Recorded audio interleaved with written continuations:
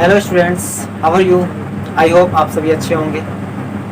तो इसी सीरीज़ को आगे बढ़ाते हुए मैं आपके लिए एक क्लास लाया हूँ। आज की क्लास में हम जो टॉपिक पढ़ेंगे वो क्लास 8 का टॉपिक है। उसमें हम देखेंगे टॉपिक है हमारा visualising of solid shapes. Chapter को शुरू करने से पहले मैं बता दूँ, हम इसमें आज एक्सरसाइज सॉल्व नहीं करेंगे। पहले अब हम इस लेसन की इंट्रोडक्शन समझेंगे तो एक्सरसाइज के सभी क्वेश्चंस को सॉल्व करना हमारे लिए आसान हो जाएगा। इंट्रोडक्शन में हमारे कुछ पॉइंट्स हैं जिनको हम वन बाय वन समझेंगे। तो चलिए चलते हैं हमारे फर्स्ट टॉपिक की तरफ, introduction of visualising of solid shapes.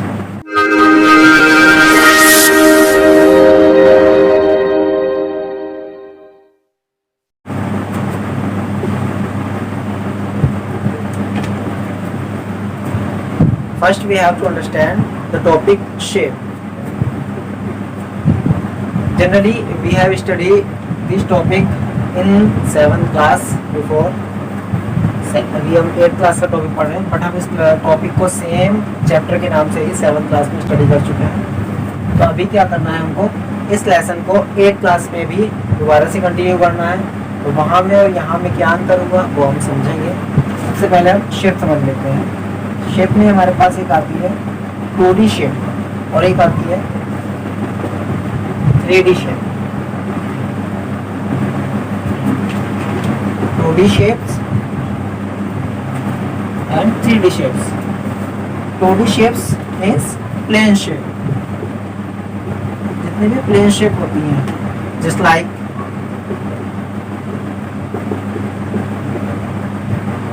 Square, rectangle, triangle, these are the plane shapes. क्यों? Because these are the 2D shapes. 2D means two dimensional. In shapes में 2 डायमेंशन होती हैं। इसकी अगर बात करें रेक्टेंगल की, इसमें लेंथ और ब्रेथ, स्क्वायर लेंथ और ये भी ब्रेथ जो कि इक्वल होती है, और ट्राइंगल ये भी 2D शेप होती है। इसके अपोजिट में 3D शेप समझते हैं। 3D शेप होती है 3 डायमेंशनल। इट मीन्स ऐसी शेप जिसके अंदर 3 डायमेंशन होती हैं, just like cube, one more cuboid,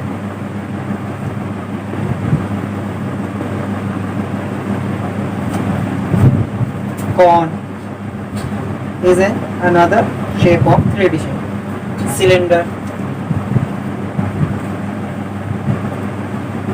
These are the 3D shapes. तो ये तो हो गई हमारी शेप। अभी तक हम 2D शेप के बारे में जानते थे। यहाँ पे हम इस चैप्टर में 3D शेप को फोकस करेंगे और इसके अंदर कुछ पॉइंट्स होंगे जिनको सिस्टमेटिक वे में समझेंगे। तो 2D शेप समझ में आ गई होगी और 3D शेप भी समझ में आ गई होगी। इनमें 3 डायमेंशनल होती हैं, ये 2 डायमेंशनल होती हैं। इसके बाद हम चलते हैं next topic. Now come to our next topic, waves. Solid shape की बात हो रही है। सॉलिड शेप, सॉलिड शेप के अंदर हमारे पॉइंट आता है व्यू। हमको एक सॉलिड जस्ट लाइक एग्जांपल लेते हैं। ये सॉलिड ये बॉक्स है जिसमें कलर बॉक्स कलर रखे जाते हैं। इसको अलग अलग व्यू से अगर हम देखें तो ये कैसा नज़र आएगा, यही हम व्यू के अंदर देखेंगे, यानी देखने पे वो कैसा नज़र आएगा सॉलिड। तो इसके अंदर फर्स्ट होता है front view, front view. Second होता है साइड व्यू। थर्ड होता है top view. Front view it means solid को फ्रंट से देखने पे वो कैसा नजर आएगा, वो फ्रंट व्यू में होगा। साइड व्यू यानी इसको अगर हम साइड से देखें, साइड से कैसा नजर आएगा, वो साइड व्यू में होगा। टॉप व्यू, टॉप मीन्स ऊपर से, इसी ऑब्जेक्ट को अगर हम ऊपर से देखें तो ये कैसा नजर आएगा, ये होता है टॉप व्यू। समझते हैं टॉप व्यू को। जस्ट लाइक इसी एग्जाम्पल को हम फिर से देखते हैं। आप इसको देख रहे होंगे। अगर हम इसको ऐसे पकड़ें और लाइक दिस, तो ये फ्रंट व्यू हो गया हमारा, ये टॉप व्यू हो गया और ये साइड व्यू है। फ्रंट व्यू से अगर हम देखें इसको, आप देख रहे होंगे तो आपको सिर्फ रेक्टेंगुलर शेप दिख रही होगी।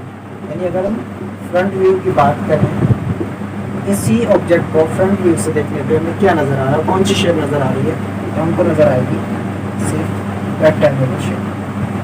ये हो गया हमारा फ्रंट व्यू। अब देखते हैं इसमें सेकंड पॉइंट, साइड व्यू।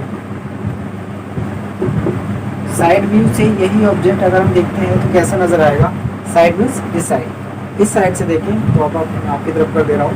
अब आप इसको देखें इस साइड से, यानी जितना बड़ा ये एरिया पहले नज़र आ रहा था, अब हमको उतना नहीं नज़र आएगा। सिर्फ इस तरह से ये रेक्टेंगुलर एक ब्लॉक नज़र आएगा, क्योंकि अगर हम बनाएं तो कुछ इस तरह से बने। तो ये हो गया इसका साइड व्यू। आते हैं नेक्स्ट, टॉप व्यू।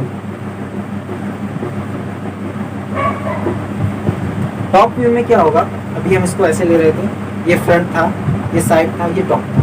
टॉप से अगर मैं आपको दिखाऊं तो ये होता है टॉप व्यू, यानी ये भी एक रेक्टेंगुलर है, लेकिन ना ये ऐसा है और ना ये ऐसा, बिल्कुल उससे अलग डिफरेंट है। ये कुछ इस तरह का है।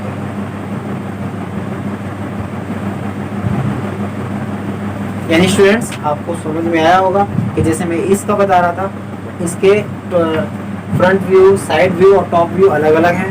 ऐसे ही कोई भी ऑब्जेक्ट लेंगे, जस्ट लाइक अगर मैं पेन ही एग्जांपल के तौर पे ले लूँ, तो इसके भी front view, side view, top view सब अलग होंगे। अगर मैं इसको फ्रंट से ऐसे देखूँ तो इसका कुछ इस तरह से शेप रहेगा, फॉर एग्जाम्पल समझ सकते हैं। और जस्ट टॉप व्यू देखूँ तो एक सर्कुलर शेप नज़र आएगी, सर्किल नज़र आएगी, ठीक है। ये टॉप हो गया। साइड से और फ्रंट से ये सेम है, तो इसका साइड व्यू भी फ्रंट जैसा ही रहेगा। तो ऑब्जेक्ट टू ऑब्जेक्ट ये व्यूज हमारे वेरी करेंगे, यानी हर ऑब्जेक्ट पे एक जैसा व्यू नहीं होगा। वो ऑब्जेक्ट पे अप्लाई करेगा कि ऑब्जेक्ट कैसा है, उसके व्यू में कैसे आने वाला है। तो ये आपको समझ में आ गया होगा। इसके बाद हम चलते हैं अपने नेक्स्ट टॉपिक पर। Now come to the next topic, और next topic is faces, edges and vertices. Example के तौर पर वही हमारे पास में है ऑब्जेक्ट। फेसेस क्या होगा, इसमें अगर हम देखेंगे फेस क्या होगा, जितने भी इसमें फ्लैट सरफेसेस हैं, जस्ट लाइक दिस, और इस तरफ भी ये सभी जो फ्लैट फेसेस हैं, इनको हम बोलते हैं सरफेसेस। जो फ्लैट सरफेस होंगी, all those will be faces. इसमें ये फेस हो रहा है, लाइक अगर मैं बुक लेता हूँ, बुक देख सकते हैं, इसका ये फ्लैट सरफेस है, ये फेसेस है। चलिए आगे चलते हैं। एजेस होती हैं सेगमेंट, जो लाइन सेगमेंट जैसे इसमें हम देख रहे हैं, तो ये जो हमारे कॉर्नर है, लेंथ एजेस हैं। एजेस ये लाइन सेगमेंट, जो लाइन सेगमेंट होते हैं फ्लैट, ये एग्जाम है यहाँ पे, सॉरी मिस्टेक हो गई, फ्लैट सरफेसेस। एजेस समझ सकते हैं, ये एज हो गई, और another is this is also edge, this is also edge, this is also, जितने भी ये कॉर्नर हमारे जो सेगमेंट बन रहे हैं, ये होते हैं एजेस, लाइन सेगमेंट जो एजेस हैं। नेक्स्ट वर्टिसेस, यानी कॉर्नर पॉइंट, ये होते हैं कॉर्नर पॉइंट्स। कॉर्नर पॉइंट्स में सभी वर्टेक्स, जैसे वर्टेक्स आपने सुना होगा, वर्टेक्स होता है सिंगुलर और वर्टिसेस होता है प्लूरल। तो ये corner point just like this, तो ये सब होते हैं कॉर्नर पॉइंट। अगर इसमें मैं कॉर्नर पॉइंट की बात करूँ, वर्टिसेस की बात करूँ, तो कितने होंगे, 1 2 3 4 5 6 7 8 हो गए। लाइन सेगमेंट देखो, 1 2 3 4 5 6 7 8 9 10 11 12, टोटल 12 एजेस आ गई। और सरफेसेस 1 2 3 4 5 6, टोटल 6 पर। तो इस तरह से आपने फेसेस, एजेस और वर्टिसेस समझ लिया। चलते हैं हम अपने नेक्स्ट टॉपिक में। Now come to our next topic, polar formula. Polar formula हम इसी लेसन में यूज करेंगे। F for faces, V for vertices, E for edges. इन तीनों का मिक्स अप करके फॉर्मूला बनाया ओलर ने। इस फॉर्मूला का यूज़ करके अब अगर हमारे पास फेसेस हों, वर्टेसिस हों और एजेस ना हो तो हम एजेस को फाइंड कर सकते हैं, या फिर इसके इन्वर्स में कोई अदर दो पॉइंट्स के हमारे पास वैल्यू हो, कोई तीसरा फाइंड करना हो तो हम इस फॉर्मूले के थ्रू फाइंड कर सकते हैं कि हमारे पास एक शेप में फेसेस, वर्टेसिस और एजेस कितनी होंगी। लेट्स सपोज एक एग्जांपल से समझ लेते हैं। For example, if we have faces 5 faces and edges, एक कोई सॉलिड शेप है, उसकी जो फेसेस है वो 5 है, एजेस 9 है और वर्टाइसिस क्या करें फाइंड करने होंगे। Then we can find with this formula, formula f plus v minus e is equals to f 5 put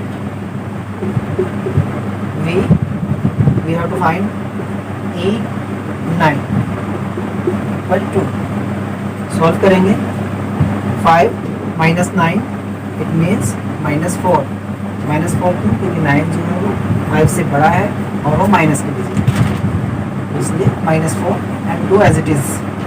v 4 को सब ट्रांसफर करेंगे, 4 will be positive, then 4 + 4 6, vertices जो हमारी होंगी सॉलिड में 6 होंगी, यानी वर्टाइसिस हमारे पास आगे निकल के 6। जो सॉलिड शेप हम जिसको फाइंड करना चाह रहे हैं उसकी वर्टाइसिस, उसमें जो कॉर्नर पॉइंट्स हैं वो 6। तरह से हमारे जो टॉपिक थे वो इसमें इंट्रोडक्शन में इतने ही थे, ये हमने कंप्लीट कर लिया है। इसमें बस हमको बताना था कि इस चैप्टर के अंदर हमारे पास कौन कौन से टॉपिक्स आने वाले हैं। जितने भी हमने तीनों टॉपिक बताए इस लेसन में बस यही टॉपिक आएंगे। इन टॉपिक को आप अच्छे से समझेंगे तो एक्सरसाइज के सारे क्वेश्चन इजीली सॉल्व हो जाएंगे। आगे हम इसके क्वेश्चंस बताएंगे, इसके लिए आप नेक्स्ट वीडियो में आप हमारे देखें, सारे क्वेश्चंस को सॉल्व कर लिया जाएगा और आप इनको ज़रूर समझ लें और इसके बाद एक्सरसाइज को सॉल्व करें। Thank you.